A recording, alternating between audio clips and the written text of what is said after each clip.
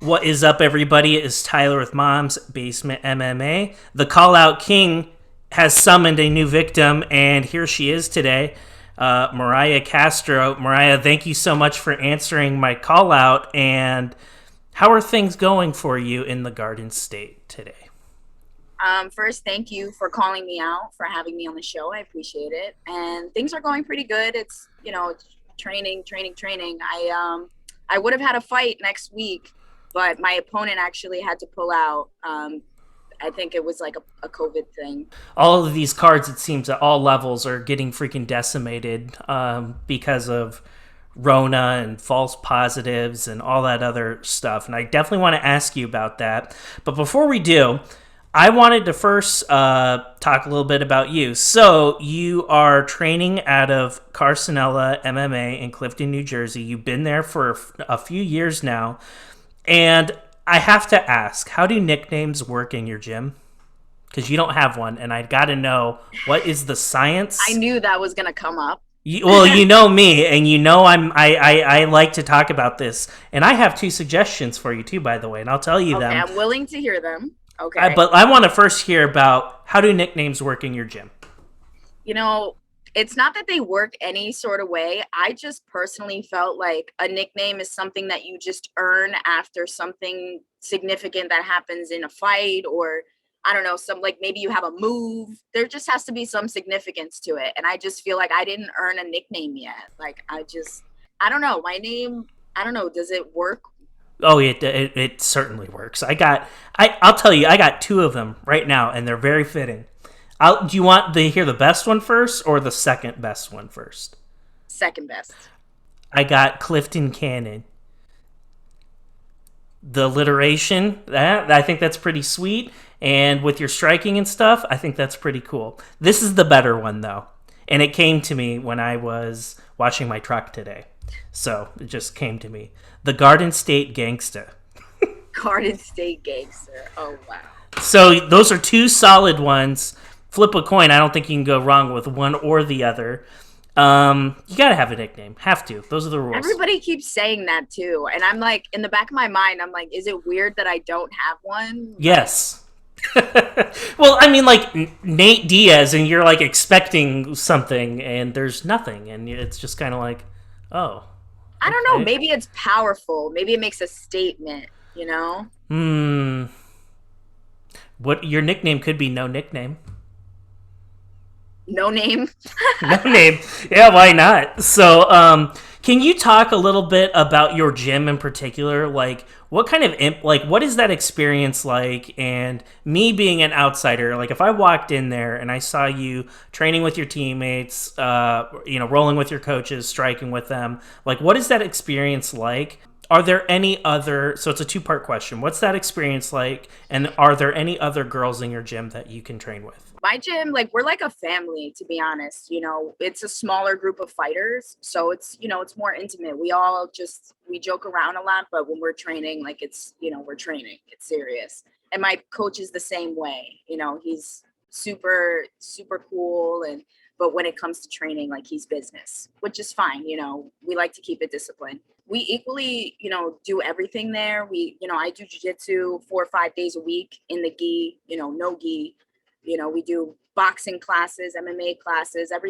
We like to try to be as well rounded as possible. So I love the experience there because, I've been to other gyms in the past before I got to Carnicella where I just felt that it was very lopsided. Maybe they couldn't meet my needs and take me where I needed to go. So, I'm super thankful that I ended up with Paul Carnicella because, he's been the major influence in my evolution. Actually have a couple of girls that I've been training with. So I have one partner that she's a pretty decorated boxer, but she also fought in MMA. So she's looking to make her pro debut soon. And then I have my teammate as well, or a fighter that I work with, Elise, and she's pretty good too. She actually just got into the UFC. So Oh, Reed? yeah, Oh, yeah. right on. So I, Cool. I train with her a lot, and then my other teammate Jen. So it's a tight knit group. We also have a couple of small guys. Well, there you go, and that helps. And I always ask that question because I feel like the girls in the sport have so many more challenges and so many more hoops that they have to jump through as opposed to the men. And what I mean by that is like, hey, we need a 170-pound welterweight AMA. Anyone want it? Whereas for the girls, it's a very much more limited pool. I am sure whether you fought in smokers before, stuff that isn't on Tapology, you have probably had to fight in a couple of different weight classes to just fight, I would Yeah. imagine. If you go the other way, if you fight, have you ever fought at atom weight before? No, the lowest I did was 110. I did the fight at Okay. 110 with Natalie. And it's like one of those things, like, particularly you're at 115, and if somebody was like, hey, like, do you want to go at '05? It's not a matter of like, well, shit, like, of course I want to fight, but like, that's a difficult cut. It's like asking somebody at 170, like, yo, do you want to go down to like 145? Be like, no, I don't want to do that. But, well, it's either 45 or we don't know when you're going to fight again. Then it's like, oh, well, okay, I guess I will. And I don't think, like, I think being a female in any part of the country, it's exceptionally difficult. We're obviously in the northeastern part of the country. You're really close to a lot of big areas, New York City, Washington, D.C., so on and so on. But even still, like, could you imagine if you were like fighting in Kansas or something like that? Like how difficult that might be Yeah. getting fights? I actually thought about that before. And even what you alluded to about going to atom weight, it's something that I have only considered when I go professional, Sure. because then it seems a little more worth it. At least I'm getting paid Yeah. to cut that weight. So it just wasn't like something that I wanted to do, kind of try to kill myself at, an amateur, when it's just about getting experience. I fought at 120, 115, and 110. So, it was because I couldn't find opponents. So yes, you will have to kind of make adjustments. Right. And if it really came down to the wire and I had to do, 105, I could have made it. Mm-hmm. For the Natalie fight, I weighed in a little light. So, and I was like, okay, I still feel good. Like I could definitely make 105. But to me, it's only something that's worth it for when I go pro. And even like, I don't even want to commit to it because there's not too many places to go at 105. So I feel like I'll just end up sizing up anyway, you You know? will. The only promotion, like embarrassingly enough, the only one that comes up off the top of my head is Invicta. I don't know anyone else who has an atom weight class, but there should be. And I maybe in think, Japan. yeah, maybe like overseas somewhere, but I think there should be. Um, I have a somewhat controversial opinion. Like to me, it's like get rid of men's 125. They're not 125 anyway. Like they hit 125. I guess this is true for any class, but the men in particular, I'm like, just make them all bantam weights because they walk around at that weight anyway. Make them all bantam weights. Make them all 35s. Get rid of 125 and put a 105 class in there. I think that would be super cool. And me as a fan, I would prefer to see guys like Brandon Moreno fight at something a little bit more realistic, a little bit closer to their actual walk around weight. But like 125, there's no man in America who's walking around at 125 pounds unless you're like 14 years old. Like you're not. And so my apologies to any male flyweight that's listening, but that's just Tyler Unfiltered. I'm going to give it to you straight. I don't pull any punches. And speaking of punches, I like yours a lot. A lot. When I look at you and I look at the tape on you, there are a few things that stick out to me right away. But before we even talk about the striking, your footwork is amazing. I like your feints. I like your head movement a lot. Was boxing something that you've been doing like your entire life, or is this just something that you picked up when you embarked into the martial arts world? Well, when I got to train with at Carnicella MMA, so that was about 6 years ago. So I've been there for a while. Um, the focus was, yeah, basic fundamental, all fundamental striking. And then, actually something people don't know, before my very first fight, like a couple of weeks before, I actually blew my knee out. So like about 3 weeks before. Yeah. So I was only boxing for that camp because it was the only thing that I could really do. I was boxing in a knee brace, to be honest with you. And when I was in that fight, you notice like I'm so heavy on my lead leg because I couldn't move the way I wanted to move. So it was all just boxing. It was all head movement and boxing. And I was like, this is all I can really do right now. So it became like my boxing got a lot better because I had to, for a long time, I couldn't, move the way I wanted to. And then, I had to catch my grappling up because I was relying so much on the boxing. So that's kind of, where it started. And well, I'm glad. Thank God you sustained the injury when you did, because fighting some of the girls that you've been going against recently, I wouldn't have taken the fight. If I were your coach, I'd be like, no, we're not fighting. No, we're not taking this fight. But I had waited so long to get a fight. Like I trained for about 4 years before I even took my first fight. That's great. Yeah. I know that I know, like, from a fighter perspective, that's a drag, but from the outsider perspective, I look at it and I feel like there are a lot of people that are in a hurry to fight. Like, it makes me wonder, especially for the Amis, it's like, are you going too hard too soon? Because if you do and you don't have that right approach, and if you don't take the time to like refine the skills that need refining and go back in there right away, that's a quick way to get discouraged. You're an Ami, all of a sudden you find yourself at 0-4 and you think you suck, and then you just give it up. Like, I'm sure that happens all the time. Absolutely. And you hate to see that. And I'm sure you have met so many people that fall exactly into that camp. Listen, I had a few losses. Like, even though the Sandy fight, I felt that I edged it. Even, it's funny, her corner came to me and they were like, I was actually surprised. I thought you might have edged that one too. So it was like, I'm a person that's like, I lost on paper. I lost. But in the back of my head, I'm like, I do feel like I won that one. And then I lost one after that, to Natalie. And then the decision for the kickboxing fight didn't go my way, which was another close one. I felt I edged. So, I had to deal with that, break that cycle where it was like, when I went into that Chloe fight, I was like, you have to carry me out on a stretcher if I'm losing. Like, it was down to the wire. Like, my back was against the wall. And that's why I really had to fight a safer fight and use takedowns and do things like that, because like, I'm securing this win, whether it's a finish or it's a decision, it's going to be definitive. I don't want to hear split, like anything. I just didn't want to go through that again. Absolutely. And I don't blame you. And your striking is amazing. Your boxing is really good, but you've hit on some things I think are really important. You're talking about takedowns. You're talking about spending all your time in a gi and working on being a complete package. And I think that's what's so important, because if you I feel like there are a lot of people out there that become one-trick ponies. Like, their takedowns are really good. But their wrestling, their takedowns is awesome. But if that gets stuffed, then it's like, oh shit, now what?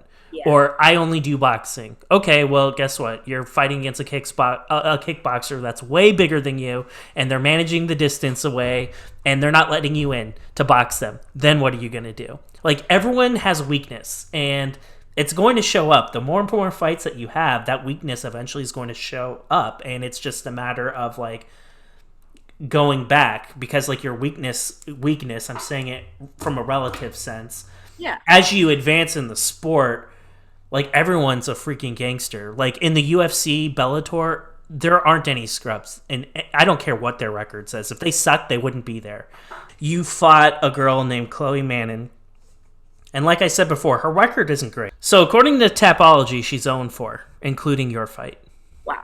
1, 2, 3, 4. To be honest with you, I had no clue. I didn't even really research her much because there was no film on her or anything. So yeah, and it's probably best you don't, because it just psychs you out. So going into the fight, maybe it's a good thing you didn't know what her record was, but I can tell you on paper, and probably what your coaches are telling you, what the people in your gym were telling you, like, this is a fight you should win. And going into the fight, when you're making that walk into the octagon, you're coming off of 2 very difficult losses against 2 freaking killers.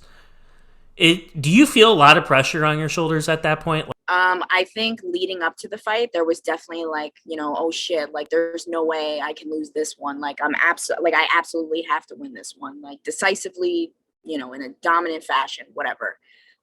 When you're backstage and you're warming up and you get in the cage, it's any other fight.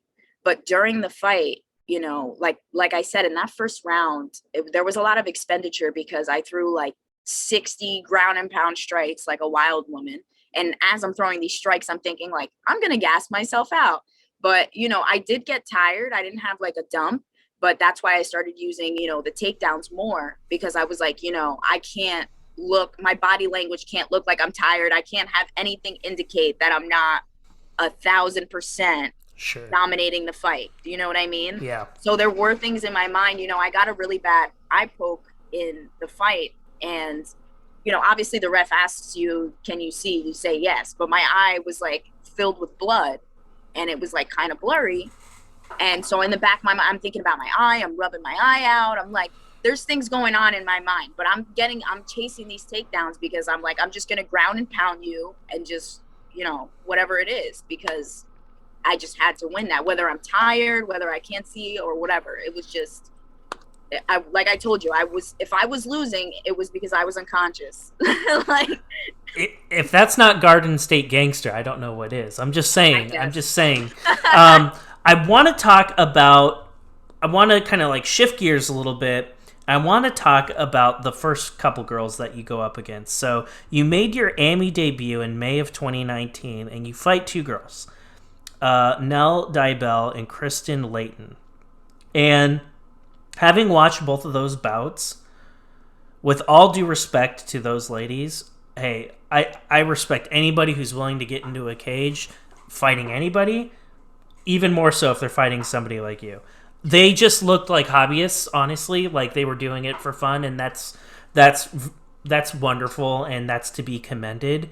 But I just felt like very, very early on, within like the first minute of both of those fights, you could see an obvious skill gap. And props to both of those girls for being able to survive and doing what they need to do to make it somewhat entertaining. With the Layton fight in particular, that one kind of blew me away because I watched that entire fight, and one of the judges had it for her, and I honestly thought like she got a beat down, a pretty good one too. I could see her maybe having one of the rounds, like, okay, sure, give her one of the rounds. But to me, that was a pretty 29-28 easily. And going back, like when you think about that moment in time, were you feeling confident for that Kristen fight? Like, were you like, okay, yep, this is 30-27 all day, every day. I did everything I needed to do. And like when the drama built up, like, does that piss you off as a fighter when there's like drama and like the judges are going back, or is it like nerves, or like what is that experience like when you're like waiting for the scorecards? She actually had a huge crowd there. Okay. Like when they were announcing her name and I heard the crowd behind her before the fight started, I was already like, shit. Like, it's like, now it's going to be that obviously influences judges. Like everybody knows that. Anybody that studies the sport just knows that. So that's in my head. So when we get to the scorecard, I'm thinking, yes, they probably gave her one round. That, was in my mind. But obviously perspectives are different when you're in a fight versus when you're watching a fight. So that's something too. It's a different perspective. But with that being said, it's frustrating when you feel like something should be decisively won and it's not. But then at the same time, I'm like, I got to stop leaving it to the judges. So I'm not, I'm neither here nor there because I do have a job to do. Sure. And not leaving it to them because maybe they're not always competent. And those moments waiting to hear what the decision is like, my heart is not, I'm not breathing. Yeah. Like I'm not breathing. But to your defense and to the defense of like AMI fighters that are similar to you stylistically, when you are fighting on the amateur scene though, you're fighting handcuffed in a way. Like there are a lot of things that you're not able to do that you can do in the pros. Particularly, I wrote this down. There was an opportunity where I saw your striking was setting something up, and I'm just like, man, if she could just like tie clinch this chick and knee her in the face, this would be freaking awesome. This fight would be over. And I want to say I saw that in the Leighton fight, and I saw it in the kickboxing bout too, where I was just like, she's fighting handcuffed. Like, put her on a professional stage, let her throw knees, let her elbow people, and these girls are going to get knocked out like right away. And I just feel like that's something that's worth mentioning. I know like fighters won't talk about that kind of stuff, like, oh, well, you know, it is what it is. Everyone's playing by the same rules. But those two bouts in particular, I saw, I was like, that's definitely an opportunity. And we move forward. You go from fighting these girls, and all respect to them, they're great. Awesome props to them for getting in the cage with you. And then you're fighting Sandy Chheng, who, for people who don't know who Sandy is, she is a savage. She is, damn, she's just good at everything. Her striking is incredible. Her kicks are very good. That is a fight. Like, if I heard about that fight like today, like, hey, these two girls are going to fight, I'd be like, I'm going to that fight. That's going to be a good fight. I want to see that fight. Like, stylistically, that is a very good fight. You're going to cross paths again. I know I it. already said 100%. that. You are going to fight her in the UFC or in Invicta or wherever, because she's amazing. Like she is amazing. And you go up, you fight against her, and you have 9 minutes to work with. And when I watched this fight, Mariah, the very first time I watched it, I struggle with this fight. The first time I watched the fight, I gave it to her. I was like, okay, I'll give you the third, and I'll give her the first 2 rounds.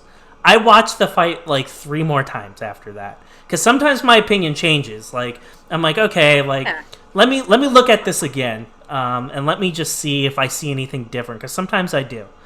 The more and more I watch that fight, though, the more and more I'm like, I don't know if Sandy did enough. Like, I would give her the second. Yeah. But today, if I were a judge and I were judging that fight, I would have given you the first, and I would have given you the third. And here's why. Every single time that she goes for a takedown, like, I don't think she gets a clean takedown until the second round. She's able to maintain top position. Every single time, other than what happens in round 2, anytime she shoots for a takedown, it's either stuffed or somehow she's clinching you up against the cage. She goes for a takedown in the clinch, and you end up on top of her every single time. And then it's kind of 50-50 at that point. There was one pivotal moment in the fight, though, that I think screwed you over, being quite honest. You probably know exactly what I'm going to say. There's a moment in time, I don't know what round it is. You're clinched up against the cage, and it's a clinch battle. And you're reversing position back and forth. There's about 45 seconds left in the first round, and you are working hard on getting a takedown. The ref just got tired of seeing a clinch battle, and I think that screwed you over, because you were about to get a takedown of your own, and she had 2 or 1. I don't know.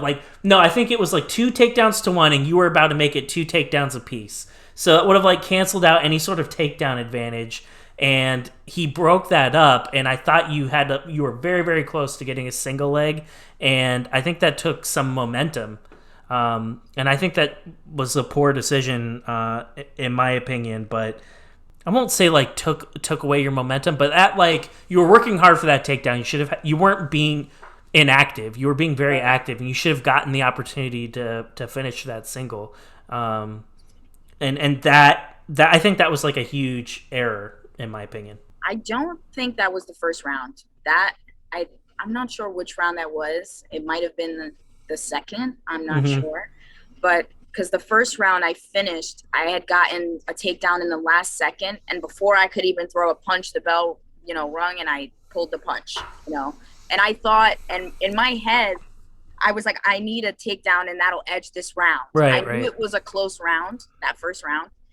And I thought that getting the takedown would edge it, Yeah. based on activity or whatever.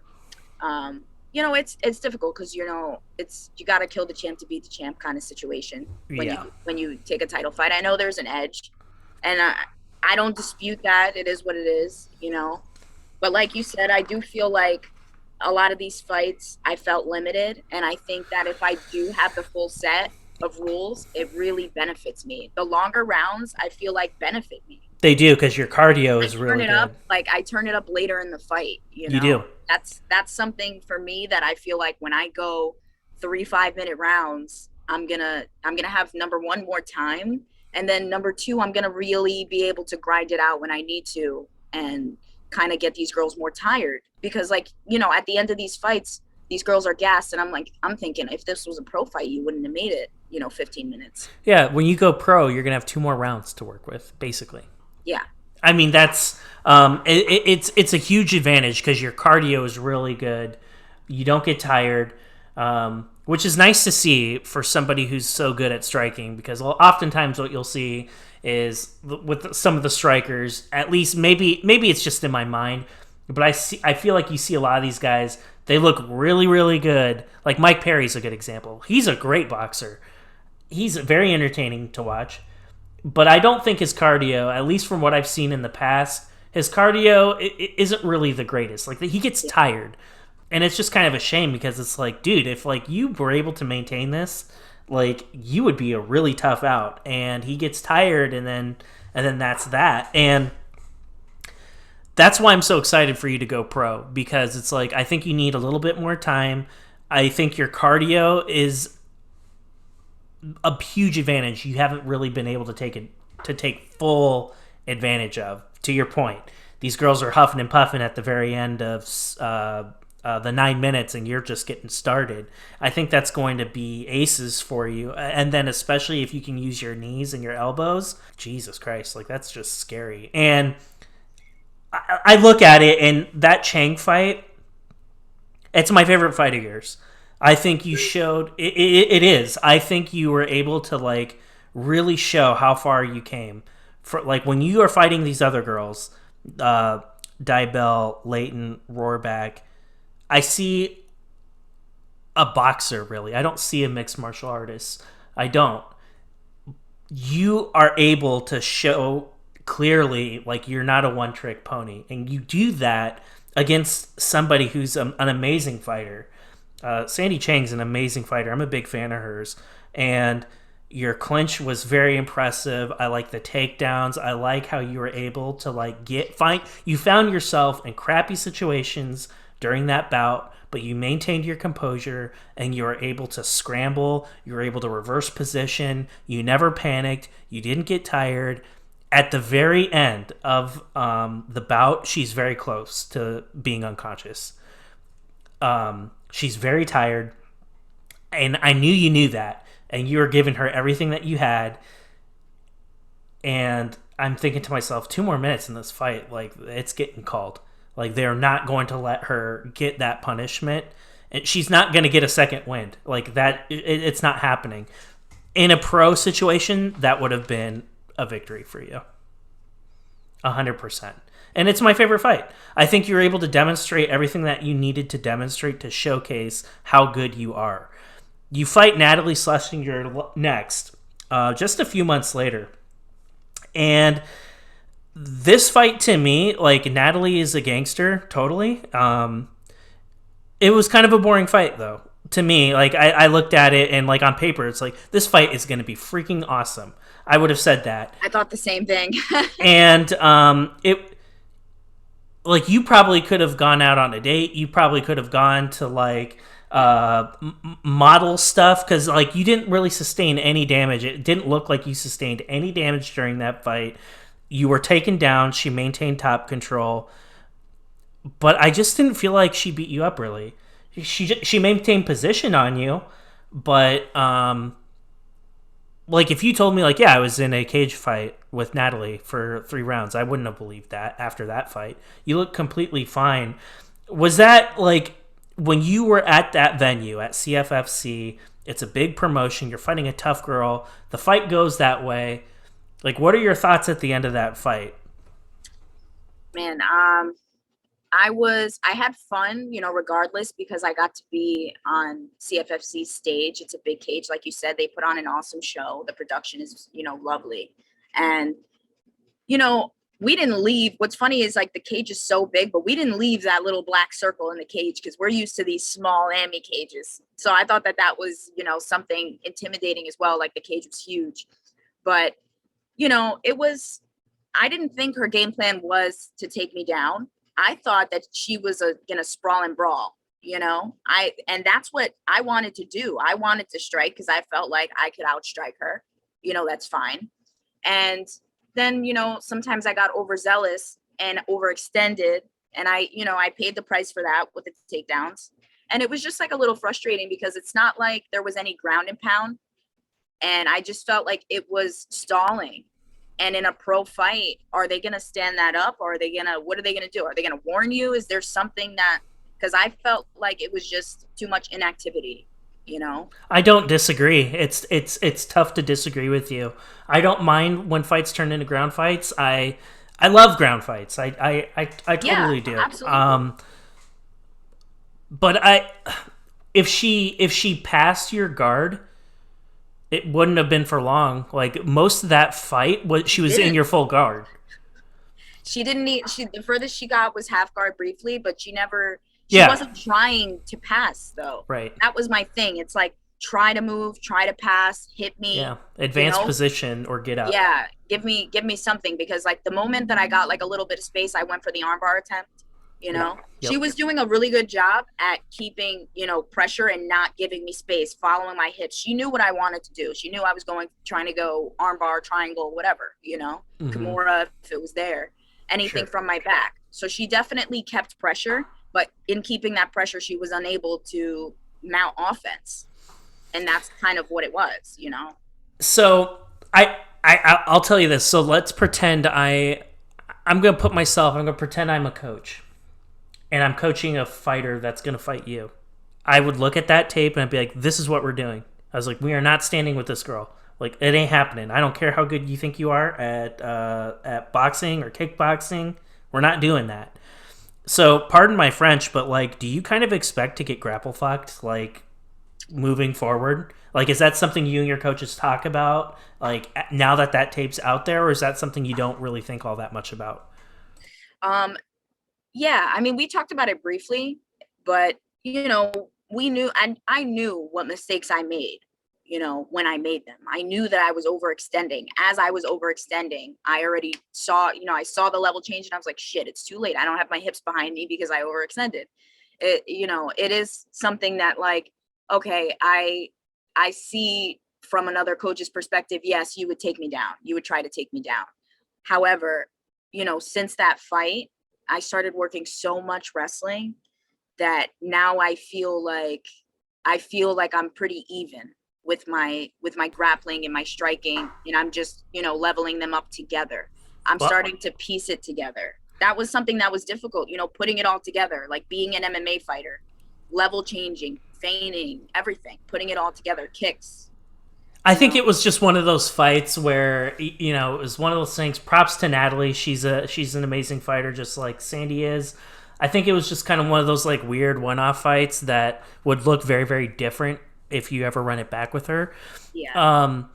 Because I know how good you are, and I know that was just kind of one of those things where it's like, everyone has an off night. It happens. We make mistakes, but the beauty of it is here in a little bit, it's not going to matter. Like it all resets, and I if there is a model for an AMI fighter to follow, it's your model. Like I look at these girls that you fought. It is the perfect way to do it. You fought.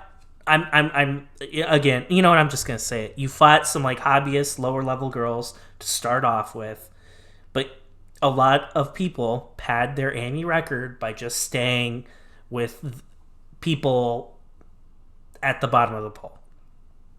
You rapidly advance and are looking for tougher and tougher fights throughout the course of your AMI career. And like, I can't think of too many girls other than like Natalie. Natalie was similar. She ran the freaking gauntlet too. She fought Ashley Barrett. she fought you, and then she fought Sandy. I'm like, Jesus Christ, like those three? I wouldn't fight those three. Are you kidding Yeah, me? she had some wars even before that, you know? Yeah. I say all that because I love that you don't shy away from the tough fights and getting fighting girls like Natalie. That's tough to do. Everyone wants to fight them because they're so awesome. I just feel it's like one of those like difficult situations where you're an AMI fighter, you got to jump through a lot of hoops in the first place just to fight in your own backyard. In your case, you had an opponent that flew from across the country to fight, probably a fight you wouldn't normally take, but it was just one of those situations where there's literally Yeah. nobody else to fight. So it's either fight this girl or don't fight at all. What else in the AMI at the AMI level do you feel like you have to prove, or are like when can we expect you to make the jump?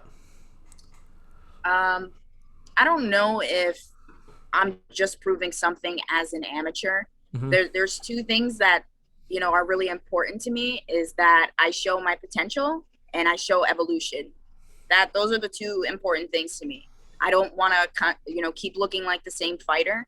And, you know, people looking in, I want them to say like, wow, she has potential. You know, once she gains all the experience that she needs, then, you know, we'll see how it goes. And as far as making that jump, you know, probably next year, we wanted to get one more fight in, you know, even, you know, like you said with the Chloe fight, I didn't want to take that fight. I had a Right. conversation with my coach and I said, listen, I don't feel right downgrading opponents, like somebody, you know, who's not, doesn't even have a win.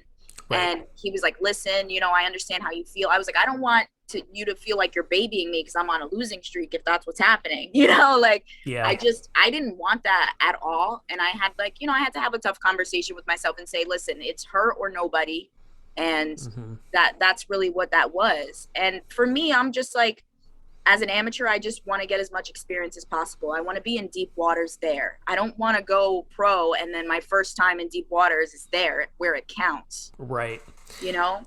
Absolutely. And that's why I think it's so important that you have the opportunity to really talk through the difficulties of getting game opponents and how difficult that is, because if you just look at the paper, it looks exactly what it is. It looks like a tune-up fight.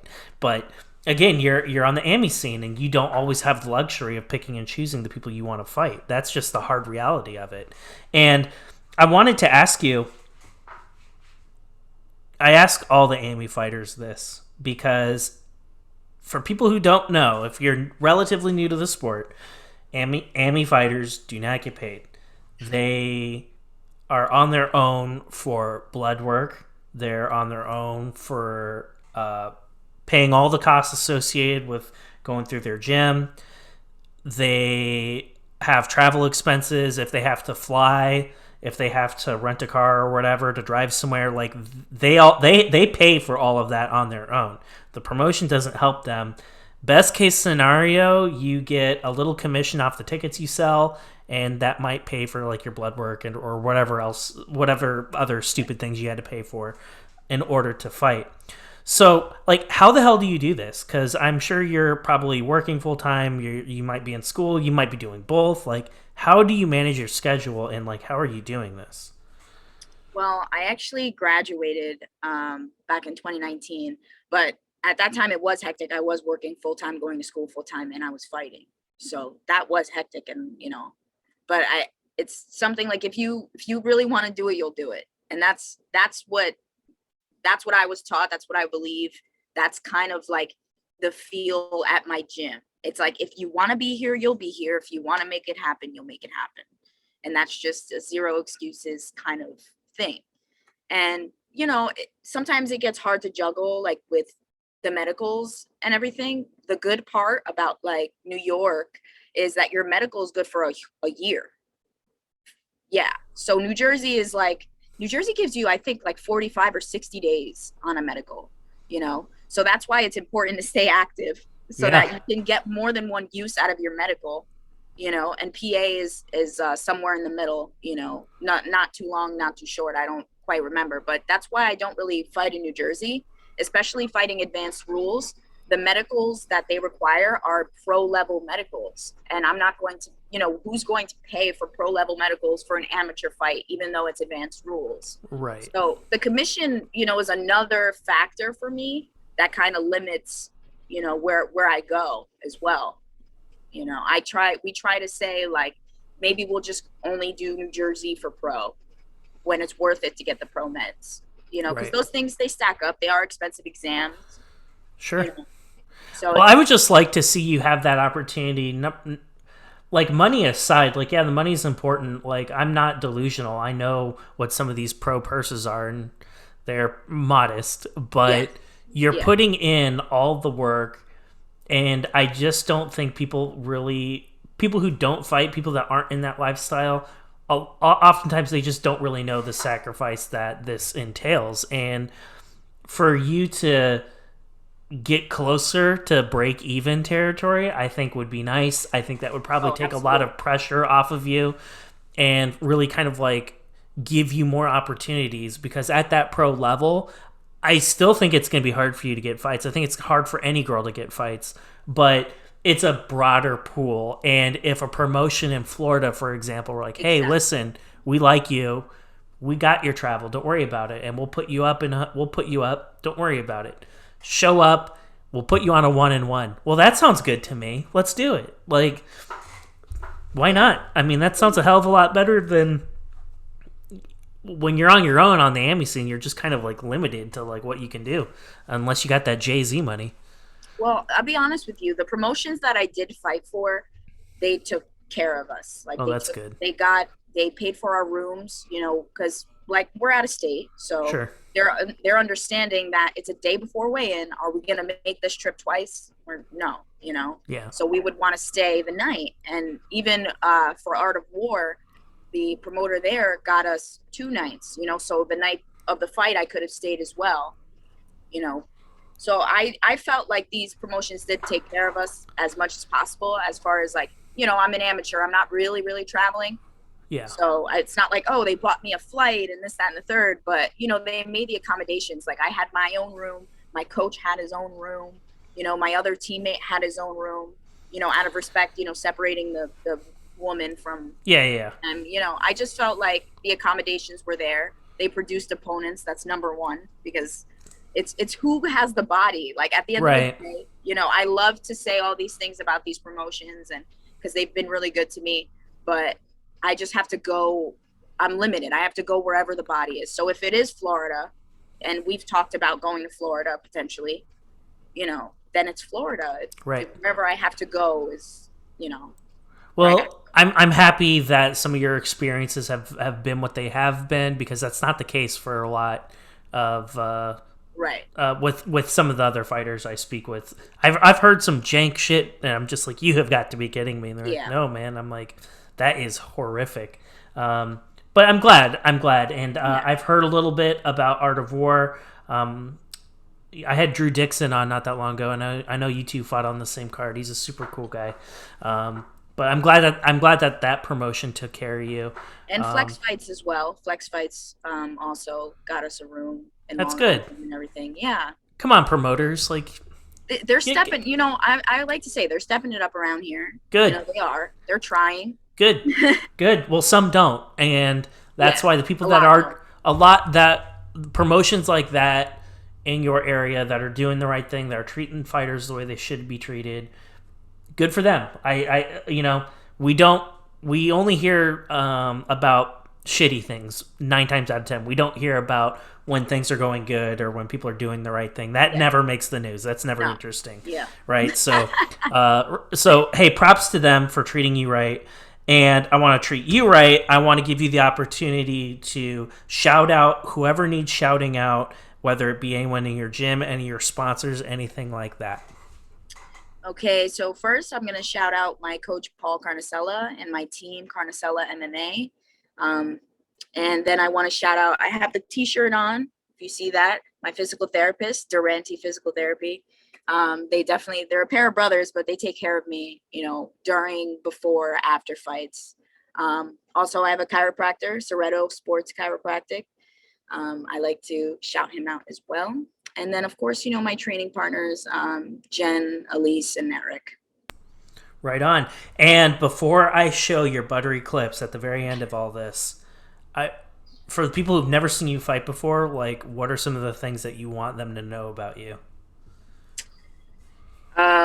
That I'm there to fight no matter where the fight takes place. I'm in the fight because people will ask me like, oh, where do you like to fight? And wherever I'm winning, anywhere, all of it. Like, just it's wherever. Like, It's that's what I want people to know, is that I'm not afraid of any aspect of the fight. I'm not afraid to grapple. I'm not afraid to kickbox, box, wrestle, whatever it is. You're an absolute savage. I can't wait to run it back with you when you make it. Well, shoot, we don't even have to go pro. Just the next one. I'd love to be able to run it back with you, ladies and gentlemen. Mariah Castro.